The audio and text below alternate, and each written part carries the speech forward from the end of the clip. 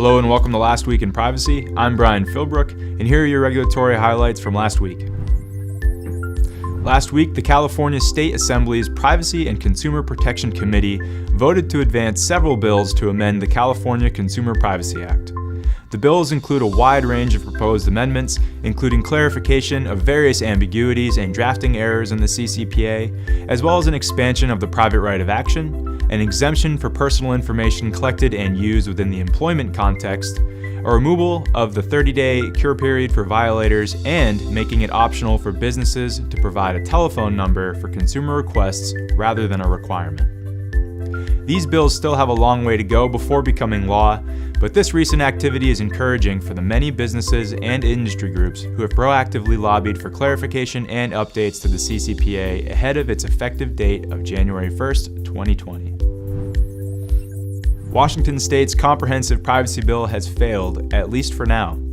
The bill borrowed many elements from both the EU General Data Protection Regulation and the California Consumer Privacy Act, and despite support for the bill and its success in the Washington State Senate, the bill's detractors argued that its consumer protections were too weak and that the bill was too heavily influenced by big tech lobbyists.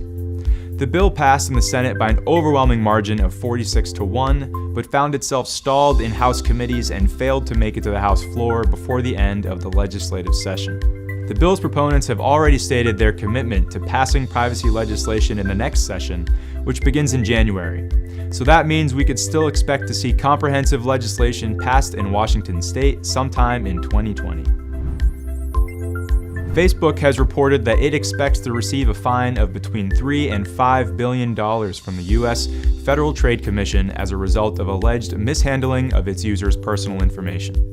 The fine is part of an ongoing settlement negotiation between Facebook and the FTC, and a result of the FTC's probe into Facebook's privacy practices last March after the much-reported incident with Cambridge Analytica, which the FTC concluded amounts to a violation of its 2011 agreement with Facebook. If a settlement is not reached, the alternative would likely result in an extensive legal battle in U.S. federal court. Additional reports state that data protection authorities in various EU member states, as well as Asia-Pacific countries, are also in the midst of investigations into Facebook, and most recently, the Canadian Privacy Commissioner released findings and offered recommendations to Facebook on how to address the alleged violations of Canadian privacy law.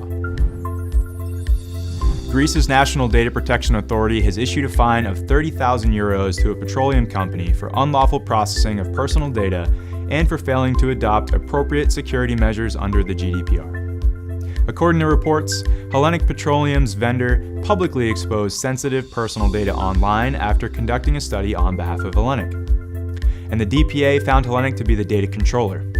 Thus, they were responsible for their vendor's unauthorized exposure of the data, as well as for failing to ensure that appropriate technical and organizational measures were in place to protect that data.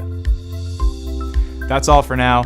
Thanks again for watching Last Week in Privacy, helping you to prepare for This Week in Privacy. See you next time.